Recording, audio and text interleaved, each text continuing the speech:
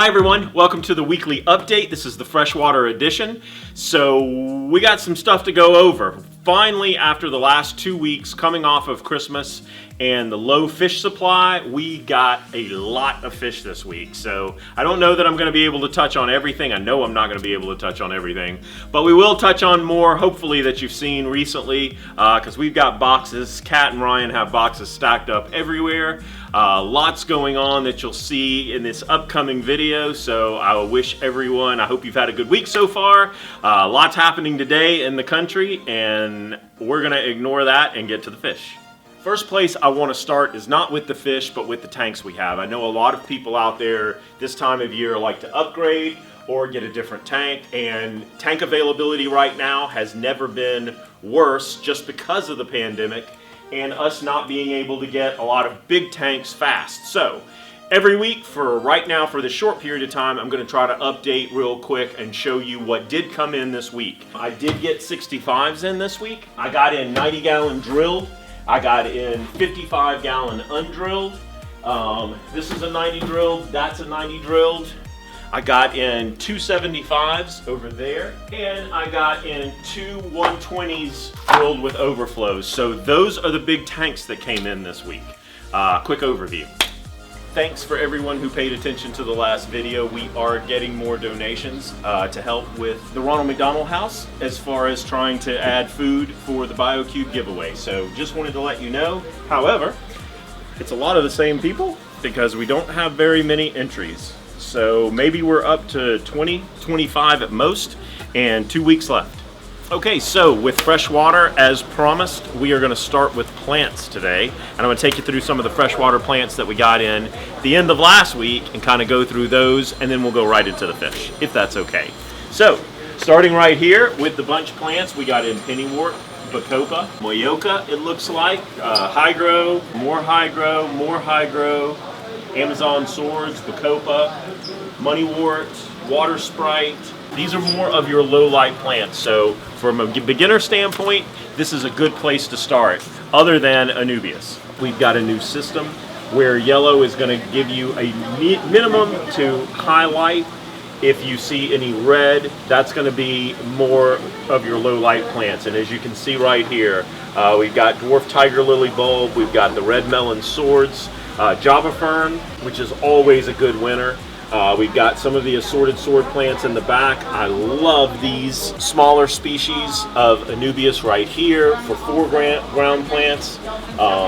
Oriental swords in the back, so a lot there as well.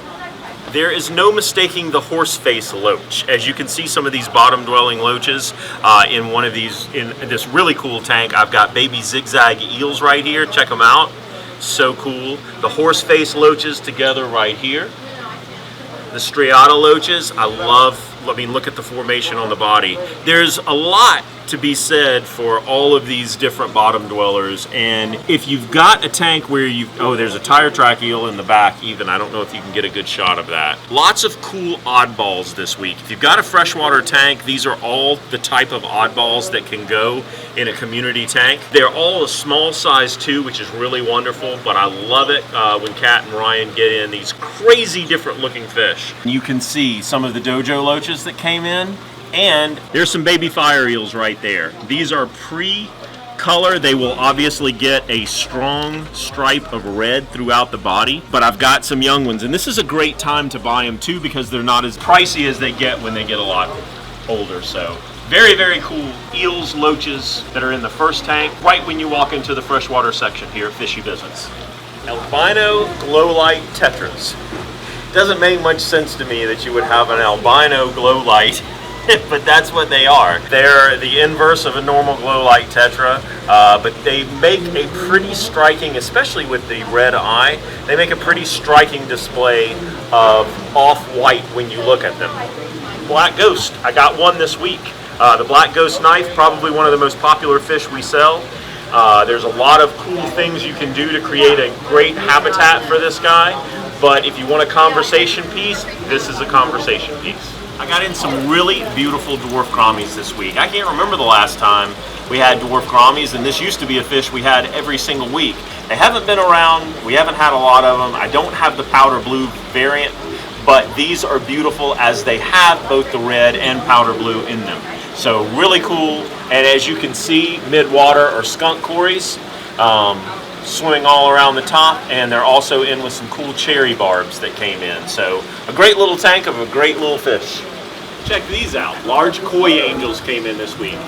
These are homegrown, so you don't have to worry about the typical problems with angelfish disease that you would normally have. I've got 4 of these, and they are all studs. Full finnage, beautiful, beautiful fish, all with different markings. So if you're in the market for some larger bodied angelfish, I got them. For a while, 4 of them. Hey, guess what, Ryan? We got puffers! Yes, we do in fact have puffers. Spotted puffers this week, as a matter of fact. Sold all the figure 8s we had, but if you want to see a really, really beautiful fish, while these are brackish, look at the eyes of this little guy. Just absolutely stunning.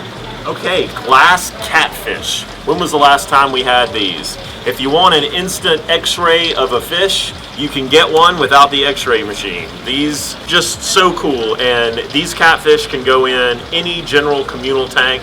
As you can see, we have the endlers in here with them, as well as a koi betta.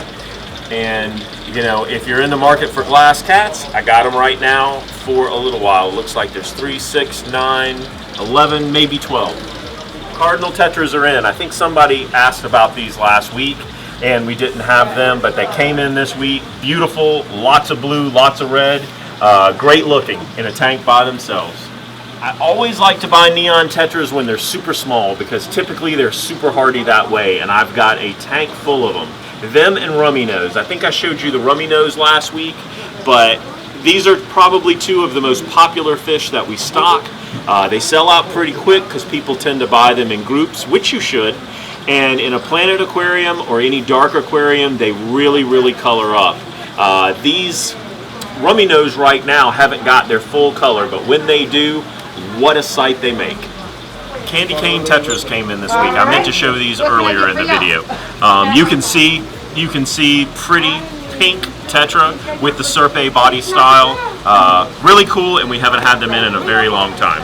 Peacock gudgeon gobies came in. I love these fish. Look at all the different colors that they have. That guy coming into focus looks great. Beautiful, beautiful fish. You have to get up close on these fish to see just the myriad of colors that they have. You'll also notice that the German blue rams have come in. A lot of people have been asking about them, and I haven't had a good, healthy supply of them in a while. I've got them now. They look phenomenal. So just look at the beauty of these fish in a Planet aquarium. Beautiful Oscars came in this week, both the tiger Oscars and both black and albino variants, but beautiful, beautiful Oscars came in this week. Medium telescope goldfish came in this week. An extra large Ryunkin came in. Gorgeous, perfect fish. Large lionheads came in, as well as you can see some of the small lionheads. Extra large lionheads came in. There is another Ryunkin that came in that's really, really big. Going right down here, we've got some more different color variants of the lionheads. You can see more lionheads. And somebody ordered more lionheads. So plenty of lionhead goldfish this week. You can also see some of the assorted orandas that came in this week. The bronze fantails and the assorted telescopes came in this week. Red cap orandas as well. So lots in the goldfish department. And that's going to round out freshwater for this week. There are more freshwater coming as well.